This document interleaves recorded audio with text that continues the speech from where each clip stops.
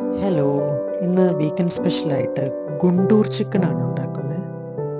അത്യാവശ്യം നല്ല സ്പൈസി ആയിട്ടുള്ളൊരു ആന്ധ്ര ഡിഷാണിത്. ഇതിനായി 1/2 kg ചിക്കനാണ് ഇത് എടുത്തിരിക്കുന്നത്. അതിലേക്ക് ലേശം ഉപ്പ്, മഞ്ഞൾപ്പൊടി, 2 ടേബിൾ സ്പൂൺ കശ്മീരി ചില്ലി, മല്ലിപ്പൊടി, 1/2 കപ്പ് തൈര് എല്ലാം ചേർത്ത് നന്നായി മിക്സ് ചെയ്ത് ഒരു അരമണിക്കൂർ മാരിനേറ്റ് ചെയ്യാൻ വയ്ക്കണം. അടുത്തായി മസാലക്കൂട്ടിന് ഒരു 4-5 നിങ്ങളുടെ സ്പൈസിനനുസരിച്ചിട്ട് വറ്റൽമുളക് ചേർക്കാം. 2 ബിരിയാണി ഇല, 1 ടീസ്പൂൺ നല്ല ജീരകം, 1/2 ടീസ്പൂൺ കുരുമുളക്, 2 ഏലക്ക, കുഞ്ഞു കഷ്ണം പട്ട, 3-4 ഗ്രാമ്പു, പിന്നെ 1 ടേബിൾ സ്പൂൺ മല്ലി. ഇതെല്ലാം ചേർത്ത് ഫ്രൈ പാനിൽ നന്നായി ചൂടാക്കിയെടുക്കണം. കരിയാൻ പാടില്ല. നല്ല ഫ്ലേവറൊക്കെ വരുമ്പോൾ നമുക്ക് ഓഫാക്കി തണുത്തതിന് ശേഷം നന്നായി പൊടിച്ചെടുക്കണം. അത് കഴിഞ്ഞ് ഒരു കടായിലേക്ക് 2 ടേബിൾ സ്പൂൺ ഓയിലാണ് ഒഴിക്കേണ്ടത്. ഞാനിവിടെ നല്ലെണ്ണയാണ് എടുത്തിരിക്കുന്നത്. എണ്ണ നന്നായി ചൂടാകുമ്പോൾ അതിലേക്ക് ഒരു പിടി കറിവേപ്പില, 2 പച്ചമുളക്,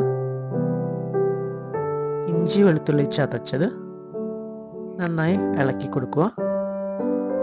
ഇതിലേക്ക് ഇനി സ്ലൈസ് ചെയ്ത് വെച്ചിരിക്കുന്ന ഉള്ളിയാണ് ഇടേണ്ടത്. നന്നായി ഗോൾഡൻ ബ്രൗൺ ആവുന്ന വരെ ഇളക്കേണ്ടതാണ്. ഇതിലേക്ക് നമ്മൾ മാരിനേറ്റ് ചെയ്ത് വെച്ച ചിക്കൻ ഇടുക. എന്നിട്ട് നന്നായി ഇളക്കുക. ചിക്കൻ വേവുമ്പോൾ അതിൽ നിന്ന് ഓൾറെഡി വെള്ളം ഇറങ്ങും. എൻ്റേത് നോൺ സ്റ്റിക്ക് അല്ലാത്തതുകൊണ്ട് ഞാനൊരു 1/2 കപ്പ് വെള്ളം ആഡ് ചെയ്തിട്ടാണ് വേവിച്ചത്. ഒരു 5 മിനിറ്റ് വെന്തതിൻ്റെ ശേഷം നന്നായി ഇളക്കി കൊടുക്കുക. ഇനി ഇതിലേക്ക് നമ്മൾ പൊടിച്ച് വെച്ചിരിക്കുന്ന മസാല പൗഡറാണ് ചേർക്കേണ്ടത്.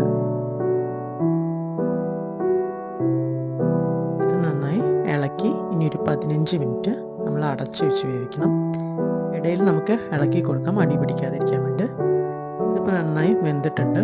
ഓയിലൊക്കെ സെപ്പറേറ്റായി വെള്ളമൊക്കെ വറ്റി നന്നായി റോസ്റ്റായി വന്നിട്ടുണ്ട്.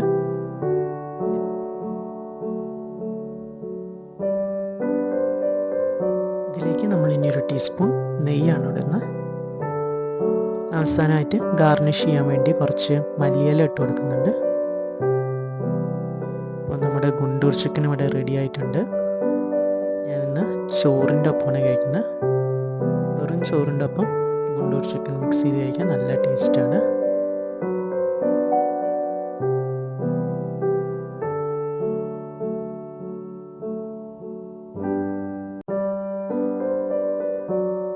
അത്യാവശ്യം നല്ല സ്പൈസിയാണ്, അതേപോലെ നല്ല ടേസ്റ്റും ഉണ്ട്. അപ്പോൾ എല്ലാവരും ഇത് ട്രൈ ചെയ്ത് എങ്ങനെയുണ്ടെന്ന് കമൻറ്റ് സെക്ഷനിൽ അറിയിക്കണം.